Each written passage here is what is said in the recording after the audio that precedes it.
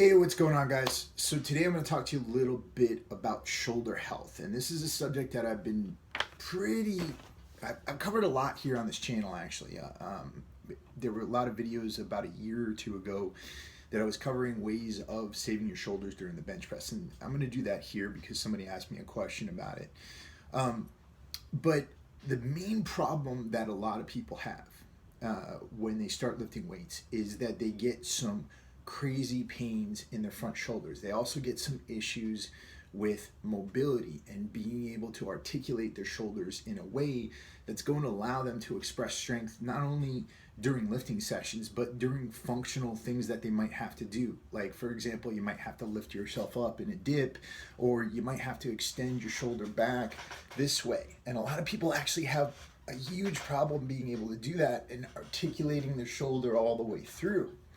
Now, people, when it comes to things like this, get confused between flexibility and mobility, right? And so we have to talk about what the difference between those two is. Flexibility is passive.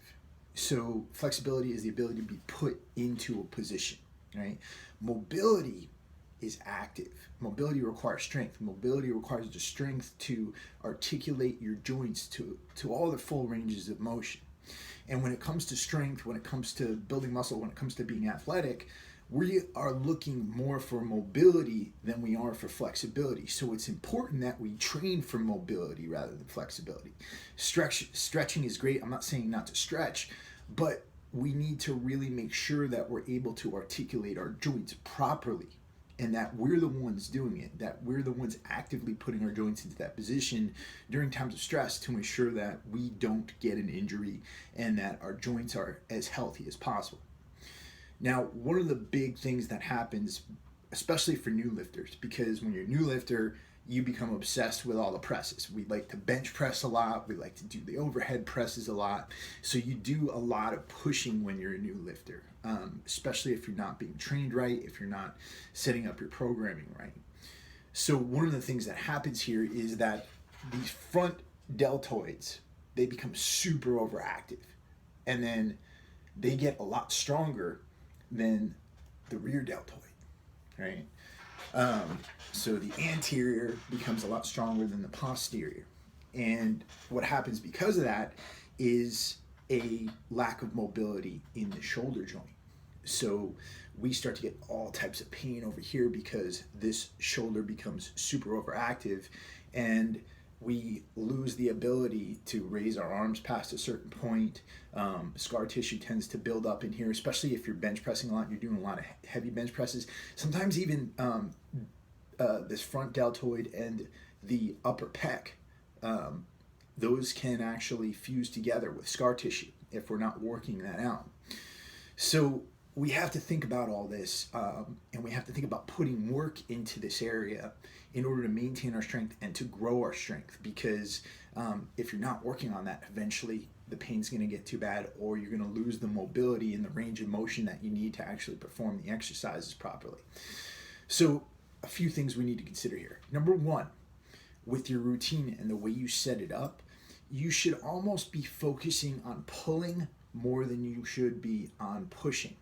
All right, and there's a couple of reasons for that. The first, of course, is because, like I said, when you're a new lifter, you're always pushing. You want to bench press and things like that. So, we tend to over focus on that. And by now, some of you might have years of training in where you focus too much on pressing rather than pulling, and that imbalance there might be pretty significant. So we really want to incorporate a lot of rear deltoid work and prioritize that in our shoulder training.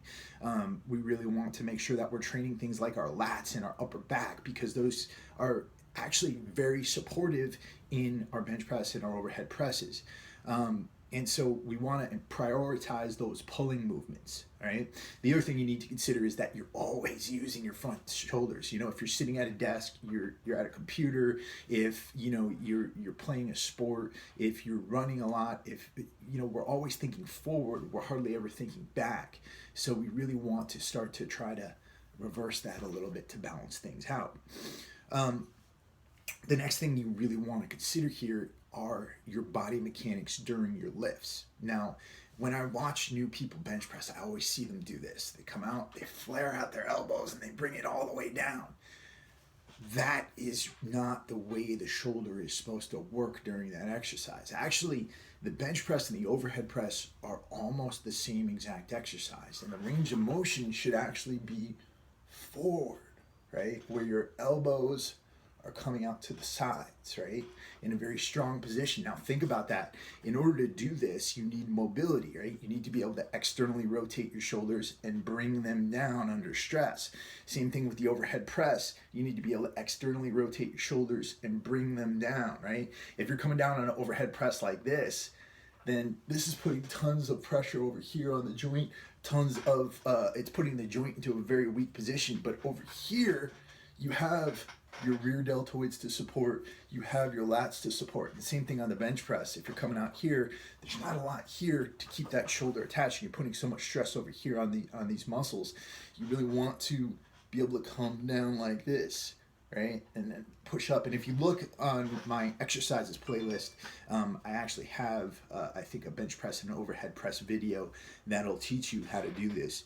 So you really want to be focusing on getting into this position.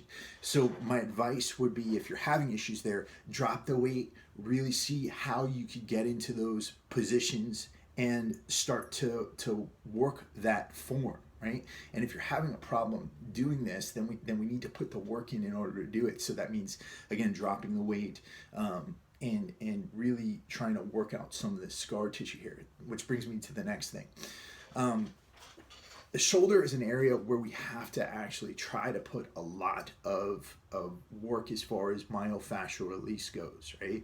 So again, it involves really trying to relax this area in here, right? Relax this front deltoid, really trying to make sure that this tissue in here between the front deltoid and the upper pec is not fusing together, and that we're getting rid of any scar tissue in there. I've been in positions where I have had to get rid of some scar tissue there because the scar tissue was actually tearing back when I was a powerlifter, and I would do heavy bench presses, on heavy sets, and I would feel like a crunch or a rip when I was going down. It was the scariest thing, and it would put me out for a week or two. And what I would have to do again is to go in there with a lacrosse ball, really work that area. Now, a good way of doing this is to find a hard floor, get a lacrosse ball, stick it right in there, and then lie on the thing and really grind through it. It's actually really painful. Another thing you can use is the end of a barbell, the metal end of a barbell, and really grind into that area, right? And push into it.